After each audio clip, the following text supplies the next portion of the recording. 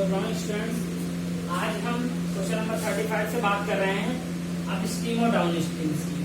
अगर up stream और down stream से बात कर रहे हैं तो ये चीज क्या होती है, जैसे अगर किसी नदी में अगर आप थ्रू बोट या किसी नदी में खुद भी, जैसे ये आपका ये मान लीजिए कोई एक नदी है, यहाँ पे अगर पानी फ्लो करता है तो अगर आप, एक तरीका तो होता है आप बोट से जाते हो, एक तरीका होता है भाई आप भी सेल्फ जाता है।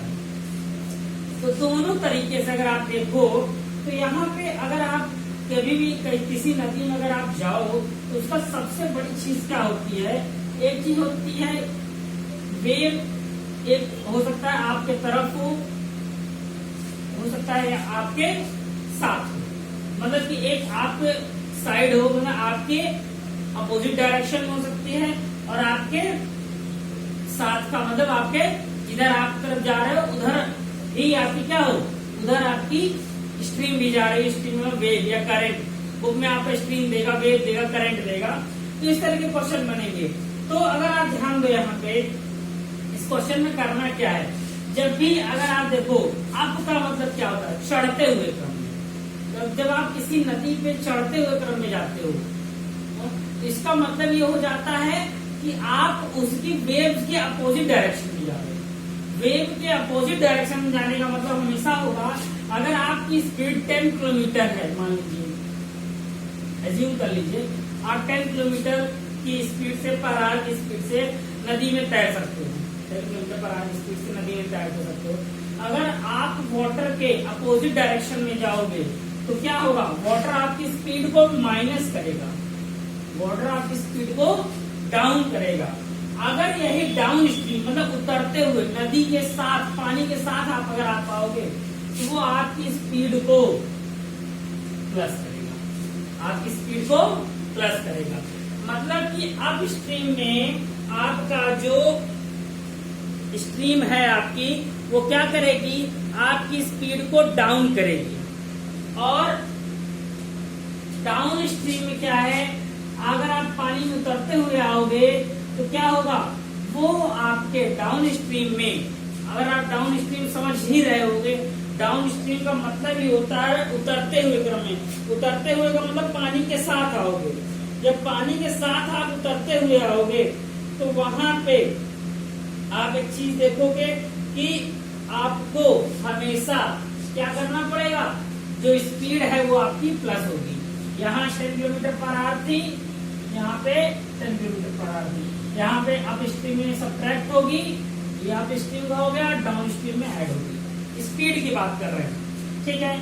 तो ये तो आपको अप स्ट्रीम डाउन स्ट्रीम समझ में आया। क्वेश्चन पे अगर आते हैं, बोल रहा है a sailor goes 8 kilometre downstream in 40 minute and return in 1 hour. Find the speed of the sailor in still water and speed of current. Sailor की स्पीड जो है इन स्टिल वाटर, पहले मानिए आप स्टिल वाटर, जब उसकी speed मानोगे तो x हो गया, और करंट की स्पीड मान लो, करंट अभी मैंने बताया आपको वेव हो या आपका स्ट्रीम हो, इस तरीके से हम उसको करंट बोलते हैं, हम उसको y मान ले रहे हैं। जब स्टिल वाटर को x और करंट को हम y मान लिए तो देखिए, अगर आप स्पीड आइए हम थोड़ा सा यहाँ पे समझते हैं, स्पीड क्या होगा, डाउन स्ट्रीम में जो मेन स्पीड है वो प्लस होगी और अप स्ट्रीम में माइनस होगी। याद रखिएगा, उल्टा नहीं होना चाहिए, याद रखिएगा उल्टा नहीं होना चाहिए। डाउन स्ट्रीम में माइनस होगी, अप स्ट्रीम में प्लस होगी, ठीक ना। अब ये तो हो गया।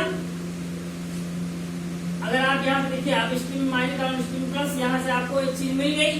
अब यहाँ पे आपसे पूछ क्या रहा है, वो बोल क्या रहा है, a seller 8 kilometre down stream, distance दिया है उसने, जो आपका down stream, for down stream distance कितना हो जाएगा, 8 किलोमीटर दिया है, और स्पीड इन डाउन स्ट्रीम क्या है, x प्लस वाई है।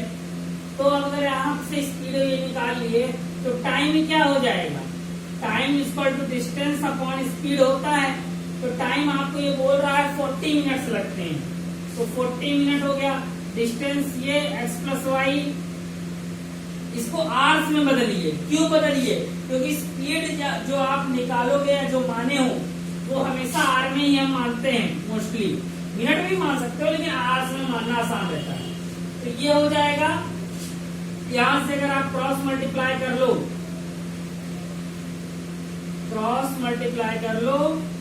तो यहां से आपको एक इक्वेशन मिल जाएगा। अब दूसरे के लिए आते हैं, देखिए for down stream, down stream हो गया। फॉर अप स्ट्रीम के लिए डिस्टेंस तो भाई वही रहेगी, भाई जितनी वो आया है उतना ही वापस जाएगा, जितनी डिस्टेंस वो कवर करके आया है उतनी स्पीड में जाएगा वो। और स्पीड इन अप स्ट्रीम में जो स्पीड हो जाएगी, अगर आप देखिए क्या है x माइनस वाई, फिर से आइए टाइम निकालिए, टाइम निकालेंगे तो आपको क्या होगा, टाइम आपका 1 है, यहां से क्रॉस मल्टीप्लाई करके आपको एक इक्वेशन मिल जाएगा, क्रॉस मल्टीप्लाई करके आपको एक इक्वेशन यहां से मिल जाएगा। तो अगर आप देखिए एक इक्वेशन ये हो गया, एक इक्वेशन ये हो गया, सॉल्व कर लेंगे। हमने यहाँ आपको इस चीज को थोड़ा सा ब्रीफली समझाया, इसको सॉल्व कर लीजिएगा। जब हम आगे वाला थोड़ा सा क्वेश्चन और लेते हैं तो हम आपको अप स्ट्रीम डाउन स्ट्रीम बता चुके हैं, अप स्ट्रीम डाउन स्ट्रीम हमने आपको बता दिया। तो अब हम थोड़ा सा आपको डायरेक्ट लेके चलेंगे, जिससे कि क्वेश्चन हम ज्यादा से ज्यादा आज अप स्ट्रीम डाउन स्ट्रीम सारे क्वेश्चन कवर कर सकें। तो नेक्स्ट क्वेश्चन है question number 36। Question number 36, up stream down stream याद रखिएगा। Boat goes 12 kilometre up stream, 40 kilometre downstream इन 8 आवर्स। अब देखिए केस फर्स्ट दे रहा है, हम यहाँ पे लेट वाला काम नहीं कर रहे हैं, लेट वाला काम हमने पिछले क्वेश्चन जो किया था सब, जैसे कि हमने क्या माना था वहां पे, चलिए यहाँ पे भी बोट दे दिया इसलिए हम लेट कर ले रहे हैं। तो boat goes 12 kilometre upstream downstream. तो अब एक चीज यहाँ पे देखिए, speed of boat in still water या normal water x and speed of current y। तो speed of boat in upstream, speed of boat in upstream, in downstream, upstream downstream. Upstream में x minus y हो जाएगा, downstream में x plus y हो जाएगा। इतना याद रखिएगा, इतना आपको हर एक क्वेश्चन में लिखना है। Speed of boat in still water in current, in current का मतलब क्या होगा, करंट का मतलब ये वेव्स की बात कर रहा है, या अगर आपको स्पीड ऑफ वाटर भी दे सकता है, या स्पीड ऑफ कई शब्द आपको यहाँ पे यूज कर सकता है, इसलिए वहां पे आप कुछ भी आप मान सकते हो। अब स्ट्रीम डाउन स्ट्रीम हो गया। अब हमारा जो केस फर्स्ट है,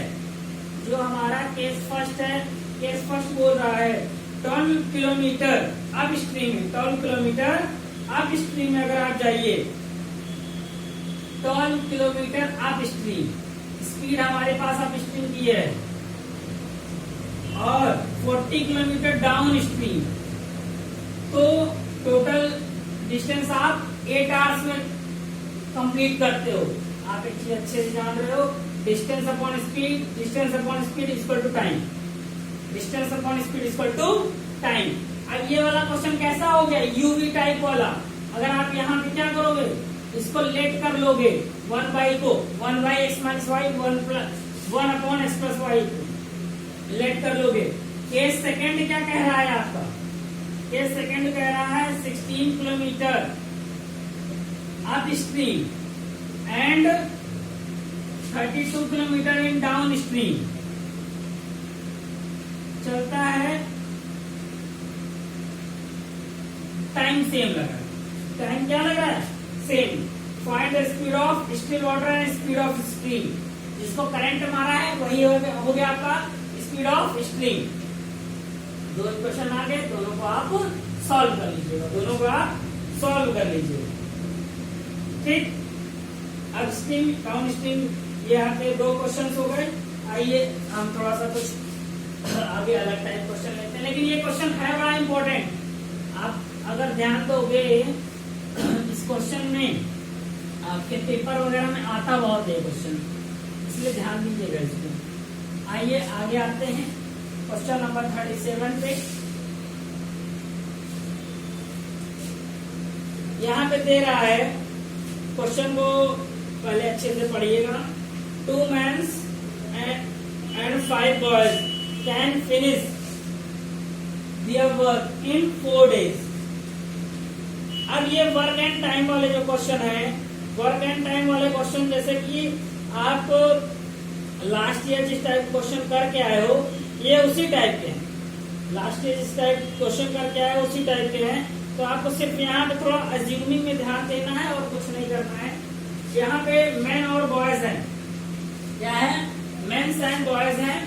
तो आइए हम मान लेते हैं, क्या मानेंगे हम, अब यहाँ पे एक चीज मान लेते हैं,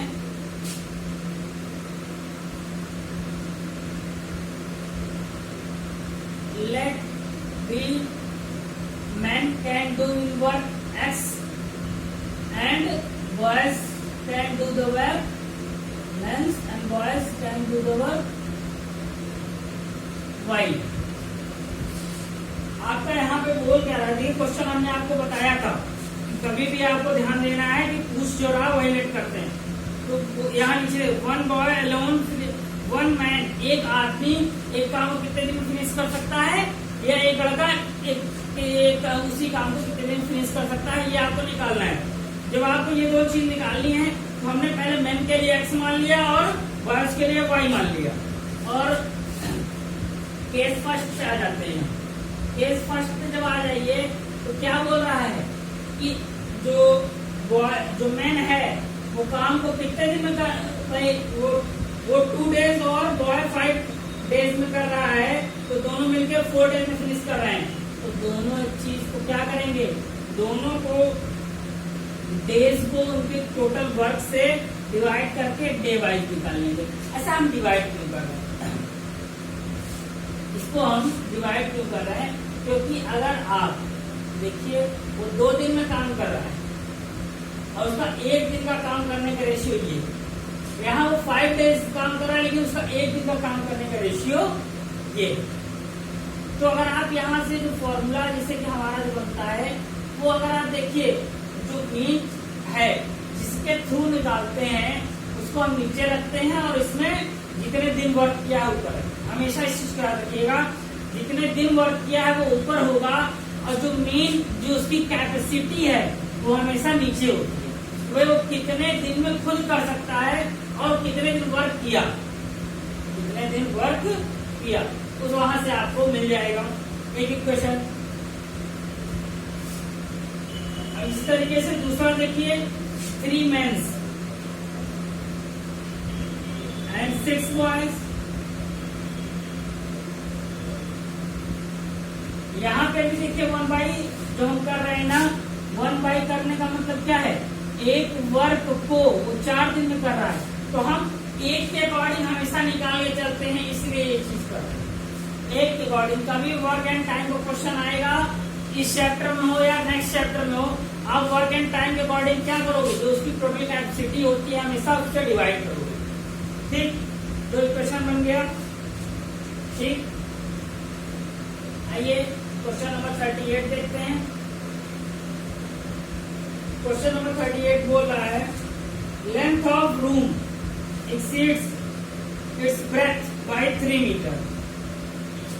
If the length is increased by 3 and breadth is decreased by 2 meters, the area remains same.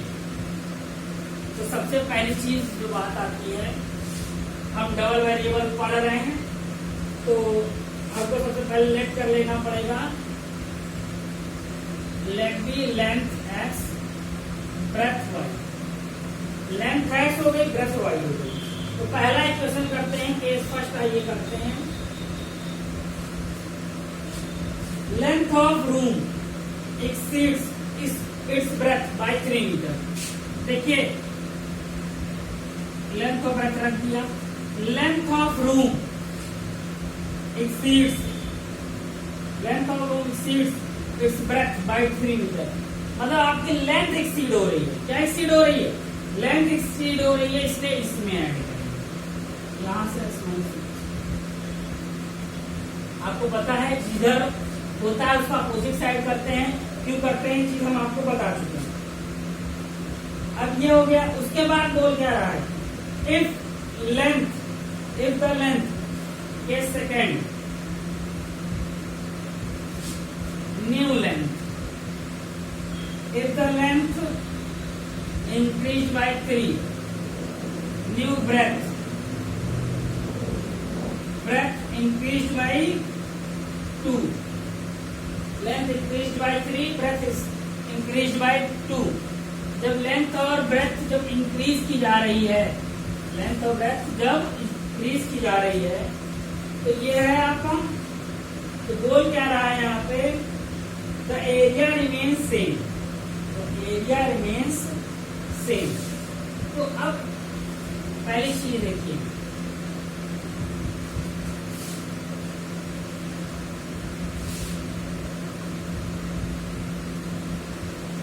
breadth is decreased by 2 है, breadth is decreased by 2 है। तो यहाँ पे जब एरिया सेम है तो जो इक्वेशन बनेगा वो आपका ऐसा बनेगा, area equal to length into breadth होता है, area equal to length into breadth. तो आप पहले ये ओल्ड एरिया हो जाएगा, ओल्ड एरिया निकालोगे एक्स इंटू वाई आएगा, और यहाँ पे क्या आएगा, न्यू एरिया। न्यू एरिया जब आप निकालोगे तो क्या आएगा, X plus 3 and Y minus 2। अब लेकिन कंडीशन ये बोल रहा है ओल्ड एरिया और न्यू एरिया दोनों इक्वल हो जा रहे हैं, तो क्या करिए आप, old area equal to new area.